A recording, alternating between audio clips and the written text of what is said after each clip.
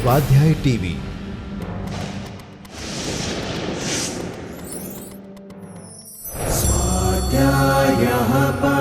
Doctor Baba Saheb Ambedkar open university.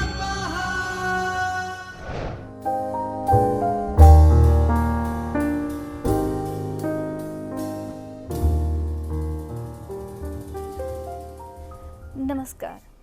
Doctor Baba Saheb Ambedkar open યુનિવર્સિટીમાં આપ સૌનું હાર્દિક સ્વાગત છે. આત્મકથા અને ગુજરાતી આત્મકથાનો જ્યારે આપણે પરિચય મેળવી રહ્યા છીએ, આપણે આત્મકથા વિશે ઘણી વાતો પણ કરી, તમે સાંભળી એ વાતો, અને હવે આપણે આત્મકથા એક પ્રકાર છે, એવી જ રીતે બીજા અન્ય સાહિત્ય પ્રકારો પણ છે. એ પ્રકારો સાથે આત્મકથાનો કેવો સંબંધ છે એની આપણે અહીંયા વાત કરીશું. તો પૃથ્વી ઉપર જન્મ લેનાર દરેક સજીવનું જીવન તેના પોતાના માટે મૂલ્યવાન છે, કારણ કે તે આ જીવનને જીવતો હોય છે.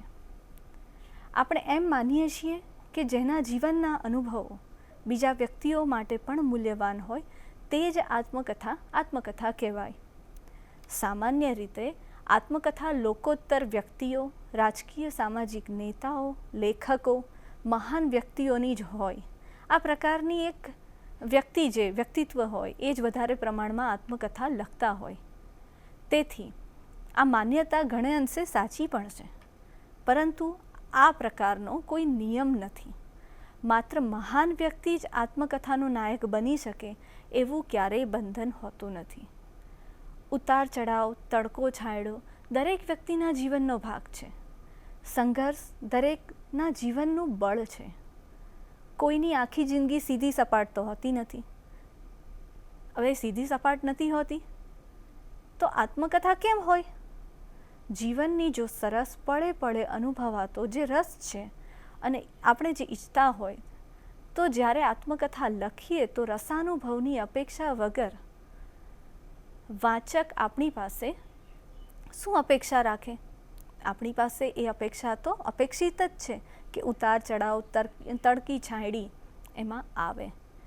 આત્મકથા જીવાઈ ગયેલા જીવનને ફરીથી સજીવન કરી રચવાનું એક માધ્યમ છે. માઇકલ એન્જેલો કોઈ પણ પથ્થરને જોતા એમને વિચાર આવે કે એમાં આ શિલ્પ ક્યાં છે. એમને કાયમ એ શિલ્પ જ દેખાતું, ફક્ત તેમાં બાકીનો વધારાનો ભાગ કોતરીને ઘટ્ટ કોચલામાંથી સુંદર શિલ્પ લાવવાનું કામ જ કરવાનું બાકી. જીવન એવો જ એક પિંડ છે. આત્મકથાકારે આ પિંડમાંથી કોઈ આકાર આપીને તેને સુંદર કલાકૃતિમાંથી એક આકૃતિ આપવાની હોય છે. આત્મકથા લખવાનો કાચો માલ તો જીવનના ખાટા મીઠા પ્રસંગો જ પૂરા પાડી દે છે, પણ તેમાંથી પ્રક્રિયા કરી કેટલો ભાગ કાઢવો અને કેટલો રહેવા દેવો એની સમજ દ્વારા આત્મકથાકાર સુંદર કલાકૃતિ રચી શકે છે. નવલકથા હોય, ટૂંકી વાર્તા, એકાંકી, નાટક જેવા દરેક સાહિત્ય પ્રકારમાં કદાચ કલ્પનાના તત્વો સત્ય સાથે રજૂ થઈ શકે, પરંતુ આત્મકથા જ એક એવું સાહિત્ય સ્વરૂપ છે મિત્રો, જેમાં કલ્પનાને કોઈ સ્થાન જ નથી. જીવનની વાસ્તવિકતા સાથે વણાયેલું સત્ય, અને તે પણ કડવું પણ હોઈ શકે, મીઠું પણ હોઈ શકે. રસપૂર્વક વાચકને લક્ષમાં લઈને લખવું એ ખૂબ જ કપરું કાર્ય આત્મકથાકારે કરવાનું છે. સાહિત્યના બધા સ્વરૂપો સ્વતંત્ર હોવા છતાં તેમનામાં રહેલી સ્વરૂપગત લાક્ષણિકતાના સામ્યને કારણે અથવા અનાયસે એકબીજા ઉપર પડતા પ્રભાવને કારણે તેમનો ક્યાંક ને ક્યાંક સંગમ થતો આપણને જોવા મળે છે. સાહિત્યનું કોઈ પણ સ્વરૂપ એક જ ચોકટામાં બંધાઈને રહેતું નથી. સમય, કાળ તેમજ કૃતિ પ્રમાણે તેમાં ફેરફાર થતા જ રહે છે. સાચો કલાકાર તે દિવાલોને પાર કરીને જાય છે, નવું સ્વરૂપ પ્રસ્તુત કરે છે. આમ છતાં તેમાં એક કરતાં વિશેષ સ્વરૂપોની સીમાઓ ઓતપ્રોત થઈ જતી હોય એમ આપણને જોવા પણ મળે છે. તેને રૂઢિગત ચોકતામાં ગોઠવી આપણે એવું નથી કરી શકતા, છતાં એકબીજાની સીમાઓમાં ભળી જતા અને એકબીજાની અસર ઝીલતા અન્ય સ્વરૂપોનો આત્મકથાના સ્વરૂપ સાથેનો પરસ્પર સંબંધ હવે આપણે તપાસીએ તો એની અંદર સૌ પ્રથમ આપણે જોઈએ તો આત્મકથા અને જીવન ચરિત્ર. અત્યાર સુધી આપણા સાહિત્યમાં આપણે જોયું કે જીવન ચરિત્ર સાહિત્યનો એક વિશિષ્ટ પ્રકાર છે અને આત્મકથા જીવન ચરિત્રનો એક વિશિષ્ટ પ્રકાર છે. આપણે આવું જ સમજતા હતા. આવું જ અત્યાર સુધી જે પણ આપણે સમજીએ છીએ, જાણીએ છીએ, મોટે ભાગે કોઈકને સામાન્ય રીતે તમે પૂછો તો તમને આવો જ જવાબ મળે. પણ આ પ્રથા અને માન્યતા ગ્રહણ આપણે કેમ કરી? તો એનું કારણ છે કે આત્મકથા અને જીવન ચરિત્રના નજીવા ગણવામાં આવતા ભેદને કારણે તેને સ્વતંત્ર સાહિત્ય સ્વરૂપ ગણવામાં આપણને ખંચકાટ અનુભવવા મળે છે. પરંતુ એમ કહી શકાય કે આત્મકથા પાસે પણ અન્ય સ્વરૂપોની જેમ જ, અન્ય સ્વરૂપોની પેઠે જ પોતાની આગવી સંવિધાનગત ક્ષમતા છે. તેવી જ રીતે તેની આગવી સમસ્યાઓ પણ છે. ખાસ તો સત્યને સંદર્ભે, એના સાધનની વિશ્વસનીયતા સંદર્ભે એટલું જ નહીં પણ સમસ્યાઓને ખમી શકે તેવો પણ આ સાહિત્ય પ્રકાર છે. ઉપેન્દ્રભાઈ ભટ્ટ જીવન ચરિત્રના સ્વરૂપની નિરૂપણ રીતિ સ્પષ્ટ થાય તેવા લક્ષણો દર્શાવતી એક વ્યાખ્યા આપે છે. એ આપણે જોઈએ તો જીવન ચરિત્ર એટલે વ્યક્તિના જીવન અને વ્યક્તિત્વનું એના બાહ્ય વિકાસ, બાહ્યાંતર વિકાસ અને સિદ્ધિ અસિદ્ધિ સાથે તેના જ યુગની પાશ્ચાત્ય ભૂમિકા ઉપર સાહિત્ય બની શકે એવી શૈલી વડે કરાયેલું કલાકૃત જીવંત ચિત્રણ. આ વ્યાખ્યામાં દર્શાવતા લક્ષણો આત્મકથાનું સ્વરૂપ પણ ધરાવે છે. તેથી જ કદાચ ઘણા વિવેચકોએ જીવન ચરિત્રની ચર્ચામાં જ આત્મકથાને વણી લીધી હોય એવું પણ બને. જીવન ચરિત્ર વ્યક્તિની કારકિર્દીને વર્ણવે છે, મૂલવે છે, દુનિયામાં વિતાવેલી તેની કાર્યકારી જિંદગીનું વર્ણન છે, મૂલ્યાંકન કરે છે. આત્મકથાકાર પોતાના જીવનની પુનઃરચના કરે છે, જ્યારે જીવન કથાકાર અન્યના જીવનની, આત્મકથા અને જીવન ચરિત્રોની આ મુખ્ય ભેદ એ જ છે કે અન્ય જીવન ચરિત્ર જે છે એ અન્યના જીવનની વાત કરે છે, જ્યારે આત્મકથામાં પોતાની વાત હોય છે. તેના સ્થાન અને નિરૂપણ પદ્ધતિના તફાવત તરફ પણ આ વ્યાખ્યા આંગળી ચીંધે છે. આત્મકથામાં પોતે જાતે અનુભવેલા સંવેદનો, અનુભવો, ક્ષણે ક્ષણનો અહેવાલ એ આત્મકથામાં હોય છે. આ ઘટનાઓનું પોતાની ભાષા શૈલીમાં અને પોતાની દ્રષ્ટિથી આલેખન કરાય છે. તેથી જીવનના નિરૂપણ માટે આ પુરાવા કે દસ્તાવેજોનો સંચય આપણે બીજા પાસેથી કે માહિતી મેળવીને કરવો પડતો નથી, આપણી પાસે હોય જ છે. આત્મકથાની મૂળ સામગ્રી જ સ્મૃતિ છે, જે સહાયક પણ છે. છતાં હવે પોતાની સ્મૃતિ બીજા કરતાં અન્યને કેટલી પ્રભાવિત કરી શકે એવી હોડની આ ચર્ચા છે. એ તો ખરી જ, પરંતુ આ જ બાબતો જીવન ચરિત્રકાર બીજાના જીવનને નિરૂપતો હોવાથી તેણે પહેલાં તો અન્યના જીવન વિશેની વિગતોનો સંચય કરવો પડે. ચરિત્ર નાયકની ડાયરી, આત્મકથા કે પત્રોનું વાંચન કરવું પડે, અવલોકન કરવું પડે તથા તેના સ્વજનો, મિત્રો, તેના જીવન સ્થળો એટલે જન્મ સ્થળ હોય, એના જીવનના જે ટર્નિંગ પોઈન્ટ્સ આપણે જેને કહીએ, માઇલસ્ટોન કહીએ, એવા જે એના માટેની અમુક વ્યક્તિઓ સાથે મુલાકાત લેવી પડે, એ બધા ચકાસવા પડે. તેના જીવનમાં આકાર લઈ ચૂકેલી ઘટના, બનાવોની સચોટ વિગતોની સહાયથી તેના જીવન વિશે તે જાણે છે. આ બધી વિગતોની ચકાસણી પછી ચરિત્ર નાયક સાથેની પોતાની ઓળખ એ પાકી કરે છે. જીવન ચરિત્રમાં ચરિત્ર લેખક અને ચરિત્ર નાયક અલગ અલગ હોવાથી પ્રાપ્ત થયેલી માહિતી, વિગતોની વૈજ્ઞાનિક ચકાસણી આપણે કરવી જ પડે અને સત્યતા અને યથાર્થતાને આંતરદૃષ્ટિથી મૂલવવી પણ પડે. કારણ કે લોંગફેલો એમ કહે છે કે autobiography is a product of first hand experience અને biography of second hand knowledge.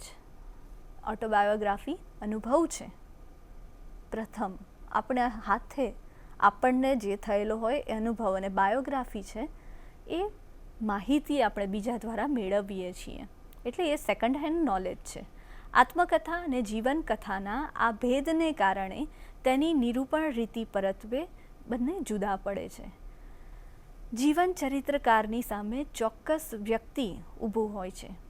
ચરિત્ર નાયકની ચોક્કસ ઓળખ હોય છે. તેના કાર્યો સમાજમાં વિશિષ્ટ મુદ્રાથી અંકિત થયેલા હોય છે. તે સંકલિત સામગ્રીના આધારે વ્યક્તિ ચિત્રણ કરે છે.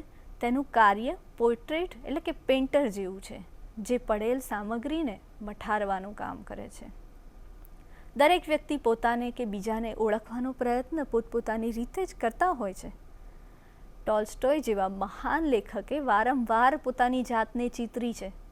આ દુનિયામાંથી વિદાય લેતા પહેલાં તેમણે ડાયરી લેખનનું કામ કર્યું હતું. તે અધૂરું જ રહ્યું, પણ જગતના તખ્તા ઉપરથી વિદાય થયા બાદ જ સ્ટીફન્સે એ અધૂરું કાર્ય પૂર્ણ કરી શકે છે.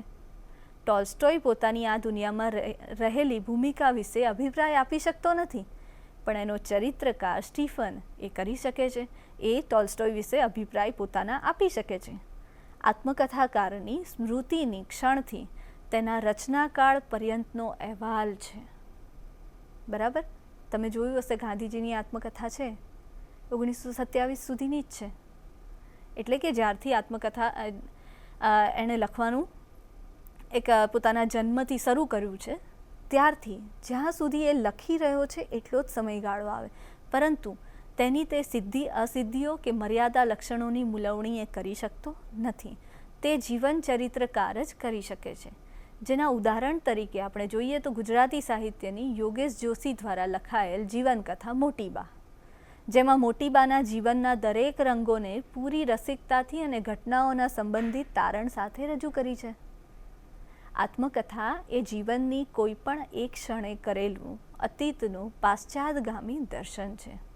આ દર્શન લેખકને એક અર્થ સમજાવે છે અને તે દૃષ્ટિકોણ પ્રાપ્ત કરે છે.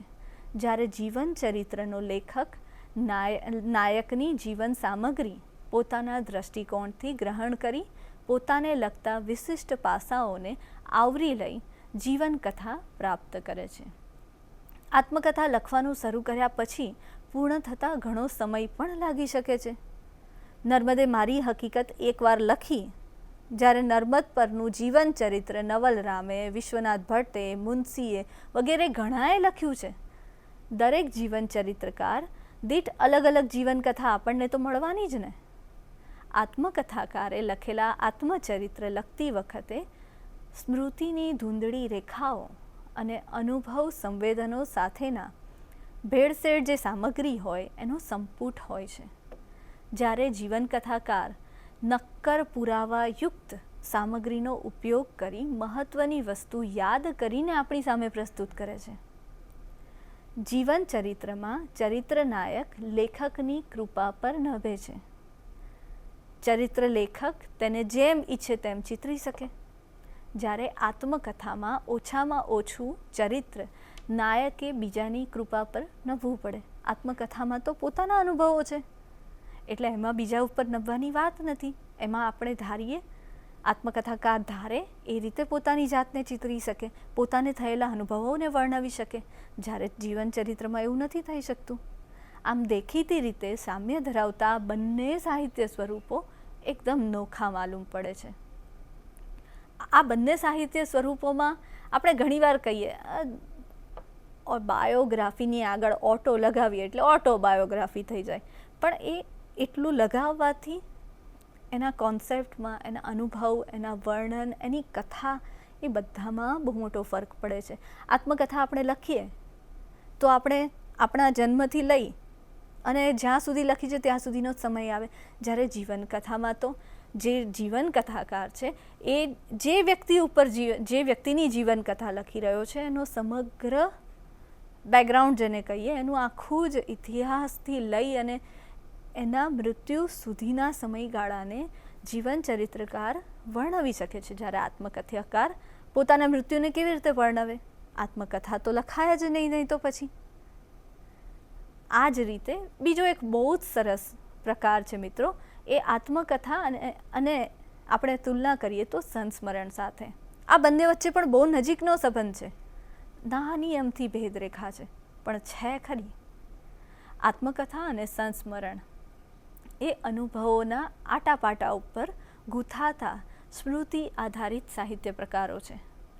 આત્મકથામાં આખી જિંદગીની રંગભૂમિ પર ભજવાયેલા દરેક દૃશ્યોની સ્મૃતિ, પરંતુ સંસ્મરણમાં ચોક્કસ ઘટનાઓ, સમયગાળો કે સ્થળ સંબંધિત સ્મૃતિને અંકિત કરવાની પરિપાટી છે.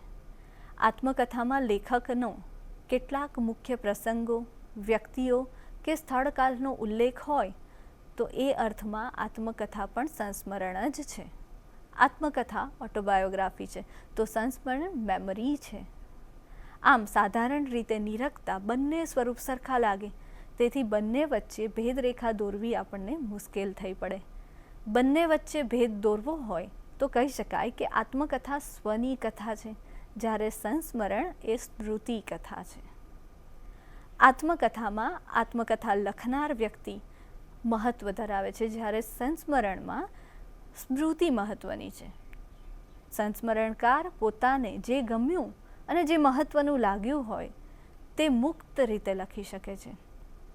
આત્મકથાકારે તટસ્થ રહી પોતાને પ્રિય લાગતી બાબતો દર્શાવી એવું નથી, પરંતુ અપ્રિય લગતી જે બાબતો હોય પણ મહત્વની બાબતો હોય એને સત્યનિષ્ઠ ઉલ્લેખ કરવો પણ જરૂરી બને. જ્યારે સંસ્મરણમાં જીવનમાં બનેલી પ્રિય અપ્રિય બનાવો કે સ્મૃતિ આપણે ટાળવી હોય તો ટાળી પણ શકાય. પૂર્વગ્રહ અને પક્ષપાતનું વલણ આત્મકથા માટે ખૂબ જ હાનિકારક છે, જ્યારે સંસ્મરણમાં તેમ બનતું નથી. તેમાં એ આપણે કરી પણ શકીએ છીએ. સંસ્મરણ એ એવા બનાવોનો ગુચ્છ છે, તે સ્મૃતિ કથાકારનો પ્રિય તથા જાહેર જીવન સમક્ષ ફુવારા રૂપે આલેખવાનો તેનો નેમ હોય છે. બંને સાહિત્ય સ્વરૂપોમાં બાહ્ય જીવનનું આલેખન જોવા મળે છે, પરંતુ સંસ્મરણો નિરૂપણની સાથે કે લાગણી સાથે જોડાયેલી યાદો પણ આપે છે. આત્મકથાકારનો જોખ કદાચ પોતાના જીવનને તપાસવાનો, આત્મનિરીક્ષણ કરવાનો હોઈ શકે, પણ સંસ્મરણમાં તે હેતુ ફક્ત આનંદનો કે માહિતીનો જ હોય છે. લેખકનું ધ્યાન જગત પ્રત્યે લાગતું હોય, સ્વની કથાને બદલે એમાં એના આપ્તજનોનો વિચાર હોય, પરંતુ તે સર્વ લેખકના વ્યક્તિત્વના ચાલકબળ બનીને આવે તો એ સ્વની શોધ આત્મકથાને ઘડે છે. તેથી વિરુદ્ધ આત્મકથા લખવાનો આશય હોય પણ લેખક સ્વમાં ખોવાઈ જાય અને બાહ્ય ઘટનાઓને નિરૂપણ અને સંવેદના કે લાગણીનો જોખ વધી જાય તો આત્મકથામાંથી કૃતિ સંસ્મરણ બની જાય તેવી ભીતિ રહે. અલગારી રખડપટ્ટીની જેમ આ જગતને ભરપેટ જોયા પછીનું ચિત્રણ પણ સંસ્મરણમાં હોઈ શકે. તે સિવાય વનાંચલની જેમ બાળપણમાં માણેલી પ્રકૃતિને વાગોળવાની સ્મૃતિકથા અને પગલે પગલે ચહેરા ફૂટે ભરત પરીખનો વતનની સ્મૃતિઓનો સંગ્રહ પણ આપણને મળે છે. વિશિષ્ટ સામાજિક દરજ્જો ધરાવનાર વ્યક્તિ કે અંગત એવી વિશિષ્ટ માન્યતા તરફ ઢળીને લખાયેલું લખાણ આત્મકથાની હરોળમાં આવી શકે છે. કિશનસિંહ ચાવડાએ જીપ્સીની આંખે અને અમાસના તારામાં સંસ્મરણો આલેખ્યા છે. કાકા સાહેબ કાલેલકરે સ્મરણ યાત્રામાં બાળપણના સંસ્મરણો આપ્યા જ છે ને, તો રવિન્દ્રનાથ ટાગોરે પણ રેમિનિસન્સ આપ્યા છે. કમલા પરીખે શૈશવથી સંધ્યા સુધીની સ્મૃતિકથામાં બાળપણની જીવન સંધ્યા સુધીના સ્મરણો ગૂંથે છે. કૃતિના બાહ્ય દેખાવને જોઈએ તો આ બંને સાહિત્ય સ્વરૂપોની વચ્ચે ભેદ ખૂબ જ પાતળો છે, છતાં પણ બંનેને એક ગણી તેનું અલગ અસ્તિત્વ ભૂસી શકાય નહીં. મિત્રો, આપણે આત્મકથા અને જીવનચરિત્ર એમાં શું સામ્ય છે, ભેદ છે, અને આત્મકથા અને સંસ્મરણોમાં શું સામ્ય અને ભેદ છે જોયો. હવે એક બીજો પ્રકાર, સાહિત્ય પ્રકાર છે જે બહુ તમને એની કૃતિઓ બહુ ઓછી મળે સાહિત્યમાં. એટલી બધી નથી મળતી જેટલી નવલકથા મળે, ટૂંકી વાર્તાઓ મળે, એવા સંગ્રહો, કાવ્ય સંગ્રહ મળે.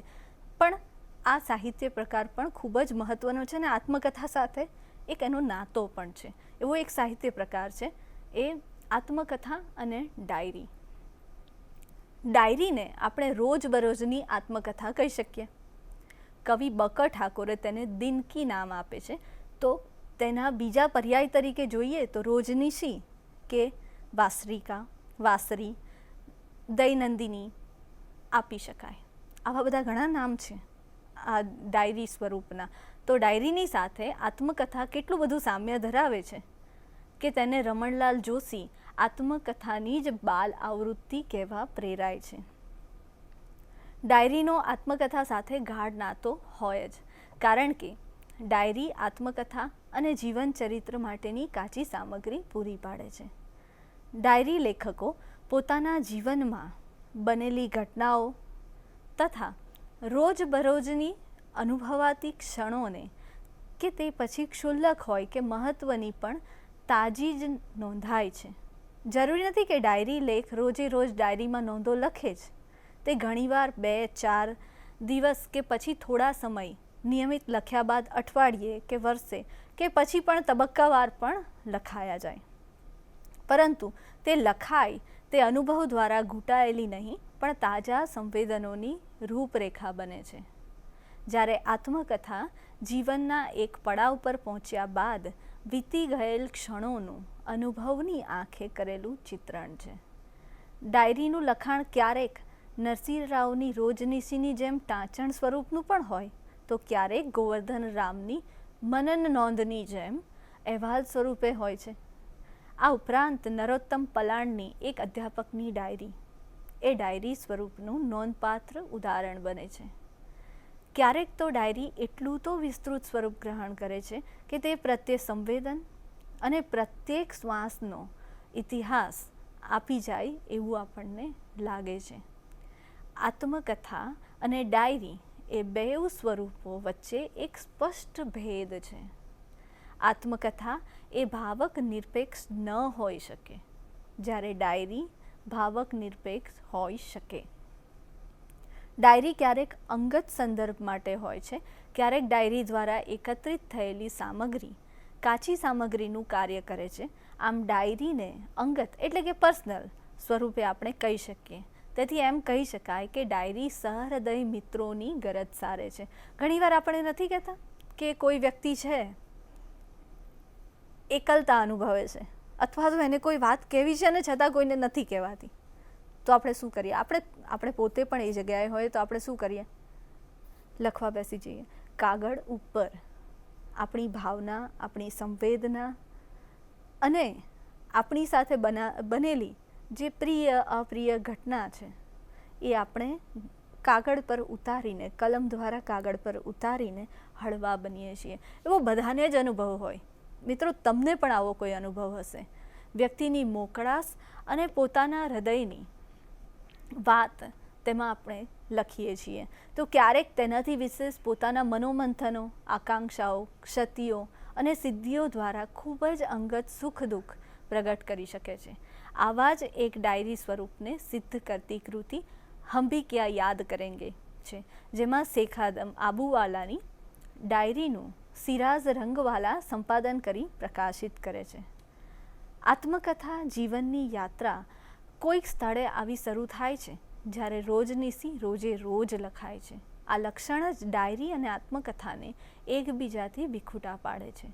ડાયરીમાં રહેલી કાચી સામગ્રીનો વિવેકપૂર્વક ઉપયોગ કરીએ તો એ આત્મકથા સાહિત્યમાં સ્થાન પામી શકે છે. ડાયરીમાં બનાવેલા તક્ષણ મનના ઉઠતા ભાવોનું એ ચિત્રણ છે. કેટલાક બનાવો, ઘટનાઓની તાત્કાલિન અસરની એમાં નોંધો હોય છે. તેમાં પણ ક્ષણે ક્ષણના સંવેદનોનું કૌમાર્ય સુરક્ષિત રીતે આલેખાય છે, જ્યારે આત્મકથામાં એવું બનતું નથી. આત્મકથાકાર આત્મકથાને જ્યારે આકૃત કરે છે, ત્યારે પાછલા જીવનમાં બની ગયેલા પ્રસંગોને ડાપણ, અનુભવ અને સમયની સરવાણી પર ચકાસીને મૂકે છે. આત્મકથાકાર વીતેલી ક્ષણોમાં બની ગયેલી ઘટનાઓના આદિ અંતથી પરિચિત હોય છે, જ્યારે ડાયરી લેખક આરંભથી જ એનાથી પરિચિત હોય છે, પણ અંતથી એ ક્યારેય પરિચિત હોતો જ નથી. આ ડાયરીનો ક્યાં અંત થશે કોઈને નથી ખબર. હા, એ વ્યક્તિને પણ નથી ખબર કે આ હું ડાયરી 1 વર્ષ માટે લખું છું, 1 મહિના માટે લખું છું કે આખી જિંદગી માટે લખું છું. તે આરંભથી શરૂ થતાં અંત સુધી પહોંચતી દરેક ક્ષણને, આનંદ શોકને લાગણીના મહાસાગરમાં એક એક મોજાની સાથે ઉછળીને ઝીલે છે, જીવે છે. આત્મકથામાં દરેક ઉર્મિ સ્થિર છે, તેવી જ રીતે ડાયરીના ભાવ એકદમ ચંચળ છે. આત્મકથામાં વીતેલા કાળની સંચયની વૃત્તિ છે, તો ડાયરીમાં વીતેલી ક્ષણ અને તેના મન, પર થતી અસર સાથે આવનારા દિવસોના નવા સ્વપ્નાઓની ઝાંખી હોય છે. રોજનીસીમાં પ્રત્યેક દિવસનું મહત્ત્વ હોવાથી ક્યારેક કોઈ ઘટનાઓ અતિ વિસ્તાર પામે તો ક્યારેક ફક્ત ટાંચણ સ્વરૂપે આવે. ડાયરીમાં એવી ઘણી ક્ષણો નોંધાય છે જેનું લાંબે ગાળે કોઈ અસ્તિત્વ, કોઈ મહત્ત્વ રહેતું નથી. તેથી તેમાં સાતત્યનો, ક્રમબદ્ધતાનો અભાવ જોવા મળે છે. ક્યારેક વિગતોનું પુનરાવર્તન પણ જોવા મળે છે. તે ઘણીવાર વાચકને કંટાળો પણ ઉપજાવે છે. જ્યારે આત્મકથામાં પુનરાવર્તનનો ભય ઓછો હોય છે, કારણ કે લેખક તેમાં પોતાના અતીતને ઘાટ આપીને લખે છે. અહીં વિગતો, તથ્યોના સ્વીકાર, પુરસ્કાર કે તિરસ્કાર એની રચના ક્ષણ ગૃહિત પરિપ્રેક્ષ્યને અવલંબીને કરાતો હોવાથી તે ડાયરીથી વિરુદ્ધ લાંબા સમયગાળાનો અંદાજો છે. ડાયરીમાં ક્યારેક પૂર્વ ભાવોનું ખંડન પણ જોવા મળે છે, જ્યારે આત્મકથામાં ક્રમબદ્ધતાને કારણે એકતા જોવા મળે છે. આત્મકથા કે ડાયરીમાં આંતરબાહ્ય જીવનની ઘણી પળો આવે છે, જેમાં આત્મકથાને એક છેડે ઊભા રહી સમગ્રપણે અવલોકાય છે, જ્યારે ડાયરી પૃષ્ઠોમાં વેરાયેલી સૂક્ષ્મ સ્થૂળ ઘટનાઓ લેખકની છબી ખંડોમાં પ્રગટ થાય છે. ડાયરીથી વ્યક્તિના વિકાસના વિવિધ સ્તરો પામી શકાય છે, જ્યારે આત્મકથાથી સુંદર આકૃતિ પામી શકાય છે.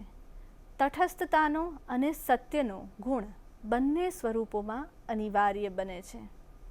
આમ ડાયરી એ આત્મકથા માટે પૂરક અને ઉપકારક સામગ્રી પૂરું પાડતું સ્વરૂપ છે. તે સ્વના ઇતિહાસના મહત્ત્વ અને સત્યતાને પામે છે. ડાયરી એ નદીની જેમ પ્રવાહે ગતિ કરતું સ્વરૂપ છે અને આત્મકથા એ તટસ્થતાની અવસ્થા દરમિયાન લખાતું સ્વરૂપ છે. ડાયરી યોજના અને તેને પામવાના તબક્કાઓ દર્શાવે છે, તો આત્મકથા તેના પરિણામને સ્પષ્ટ કરે છે. આ રીતે આપણે આત્મકથા અને ડાયરી વચ્ચે શું ભેદ છે એ આપણે જોયો. હવે આપણે જોઈશું આત્મકથા અને પત્ર સાહિત્ય. પત્ર એ લિખિત સંદેશ છે જે બીજી વ્યક્તિને મોકલવામાં આવે છે. પત્ર કળાત્મકતાના ઉદ્દેશ્ય સાથે લખાતો નથી, છતાં બિનસાહિત્યિક તો નથી જ. તેમાં પણ મૂલ્યો ધરાવતા શૈલી સામર્થ્ય કે આલેખિત વિષયો હોય જ શકે. પત્રમાં ઘણીવાર સાહિત્યિકતા સાથે ઉર્મિઓની ઉપસ્થિતિ જોવા મળે છે. કલાપીના પત્રોમાં તેમના જીવનની નિરૂપાયેલી અનેક સ્થૂળ સૂક્ષ્મ વિગતો, ખાસ તો તેમાં નિરૂપાયેલા પ્રણય ત્રિકોણથી ઊભા થતા સંઘર્ષની અસંખ્ય ક્ષણોના આલેખનને કારણે કવિશ્રી સુંદરમ એ પત્ર સંપુટને અબદ્ધ જીવનકથા કહેલ છે. પત્ર અને આત્મકથા વચ્ચે સામ્ય કે વૈષમ્ય શોધવાના ઉપક્રમનું બીજ સુંદરમનું આ વિધાન સાબિત કરી આપે છે. પત્ર અને આત્મકથા વચ્ચે સામ્ય છે તો ભેદરેખા પણ છે, પરંતુ જ્યારે એ પોતાની પાતળી ભેદરેખા એકબીજામાં ઓગળી જાય તો બિલકુલ આપણને ખબર જ ના પડે. કહેવાય જ નહીં કે આ પત્ર સાહિત્ય છે કે આત્મકથા છે. પત્ર લેખકના હૃદયની લાગણી કે ગૂઢભાવ, જેને અન્ય પાસે કહી ન શકાય એવી ઘટના કે બનાવમાં મનના તરંગો પ્રગટ થતા હોય, જે ખરેખર એકદમ જ અંગત હોય છે. આ સર્વે અંગત ભાવો કે વિચારોને પ્રગટ કરતાં તે પોતાના અંગત વ્યક્તિત્વને ખુલ્લું કરે છે. હવે આ કાચી સામગ્રી આત્મકથા માટેની કાચી સામગ્રી બને છે. પત્ર અને આત્મકથા વચ્ચેના આ સંબંધ વિશે ગ્રંથ અને ગ્રંથકાર શ્રેણીમાં જણાવાયું છે કે પત્રોના સાહિત્યને ચરિત્ર વિભાગમાં આવરી લેવામાં આવે છે. માત્ર એક જ કારણે, અને એ કે લેખના ચરિત્ર માટેની કેટલીક પ્રમાણભૂત સામગ્રી તેના પત્રો પૂરી પાડે છે. બાકી ચરિત્ર કે આત્મકથા આલેખન માટે શ્રમ, અભ્યાસ, સ્મરણ શક્તિ કે દીર્ઘ ચિંતનની અપેક્ષા રહે તેની પત્રના સ્વરૂપ સર્જન માટે જરૂરી નથી. પત્રોમાં લેખક હૃદયના ઊંડા ભાવો, વિચારો અને સ્વયંભૂ સંવેદના નિખાલસપણે છતાં વેદકતાથી આવિષ્કાર પામેલ હોય તો તે પત્રના સાહિત્ય પૂરતું બસ ગણાશે. જેમ કલાપીની પત્ર શૈલીમાં સાહિત્યિકતાના ગુણો જોવા મળે છે, આ લખાયેલા પત્રોની ભાષા તેમજ અંગત જીવનની પ્રમાણભૂત માહિતી અને ઉર્મિઓ ઘટનાઓનો વેગ જ પત્રો દ્વારા તેમના આખા વ્યક્તિત્વને આપણી સમક્ષ ઉપસ્થિત કરે છે. અહીં પત્રોનું શરીર અને આત્માનો સુપેરે સહૃદય ભાવકોને અનુભવ થાય છે. જ્યારે લીત્તીન હું આવું છું માં એ કૃતિ છે ઝવેરચંદ મેઘાણીનું, પત્ર જીવન પર લખાયેલું છે. તો પત્ર જીવન પર આલેખાયેલા આ ચરિત્રને આપણે જોઈ શકીએ. એ ઉપરાંત સ્વામી અને સાઈમાં હિમાંશી સેલત સ્વામી આનંદ અને મકરંદ દવેના પત્રોને સંકલિત કરે છે. અંગત પત્ર અને આત્મકથા એ વ્યક્તિના ચિત્તના સંવેદનને વાચા આપનાર સાહિત્ય સ્વરૂપ છે, જે તેમની વિશેષતા સાથે એકબીજા વચ્ચેનું સામ્ય એમાં જડે છે. તે સિવાય લક્ષથી માંડી શૈલી સુધી કદાચ કોઈ સામ્ય આપણને જડતું નથી. स्वाध्यायः परमं तपः।